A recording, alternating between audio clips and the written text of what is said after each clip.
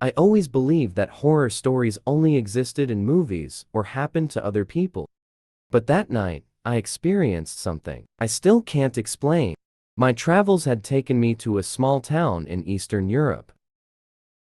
I found an old but cheap inn. At least, that's what I thought. The owner, an elderly man with deep wrinkles on his face, handed me the key to room 308. As I walked up to the third floor, the hallway felt long and eerily quiet. The red carpet muffled my footsteps, but the air was unnaturally cold. Room 308 was at the very end of the corridor.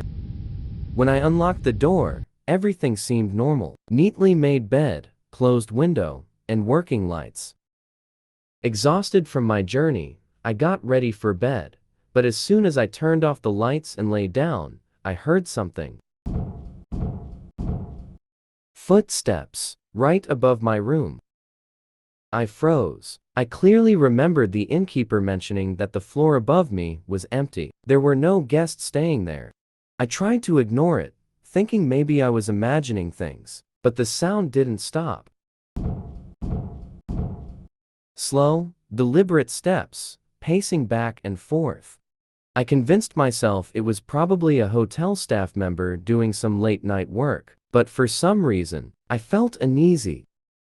I picked up my phone and called the receptionist. My voice was slightly shaky as I asked, "Excuse me, is there someone in the room above me?" The answer sent chills down my spine. No, that floor has been empty for years. I hung up, my heartbeat pounding in my ears. The footsteps were still there, and then, they changed. Now, the steps were moving toward where I was lying. I held my breath, and then, silence. I strained my ears. The footsteps had stopped, right above my bed. I squeezed my eyes shut, hoping it was just my imagination, but then, the worst thing happened. The next step was no longer above me this time. It was inside my room. I didn't dare move. My mind raced, searching for a logical explanation. Maybe I was too tired. Maybe I was hallucinating. But the sound was too real. Something or someone was standing there. I could feel its presence. In the darkness, I slowly reached for my phone on the nightstand. My fingers trembled as I tapped the screen and turned on the flashlight. Light flooded the room. Empty. Nothing was there. No sign of anyone entering. But before I could relax, the wardrobe door in the corner creaked open slightly.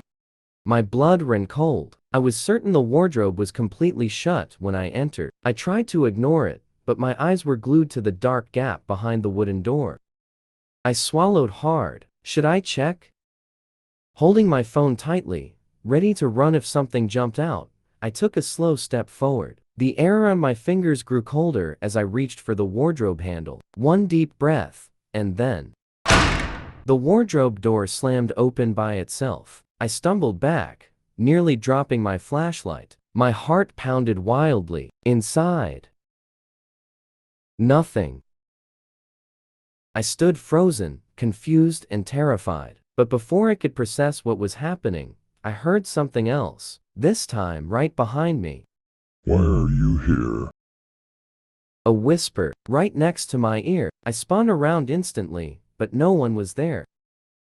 That was enough. I grabbed my bag and ran out of the room, not caring about the confused look on the innkeeper's face as I rushed down to the lobby. "What's wrong?" he asked. I shook my head quickly. "I want to check out, now." The innkeeper stared at me for a long moment, then sighed.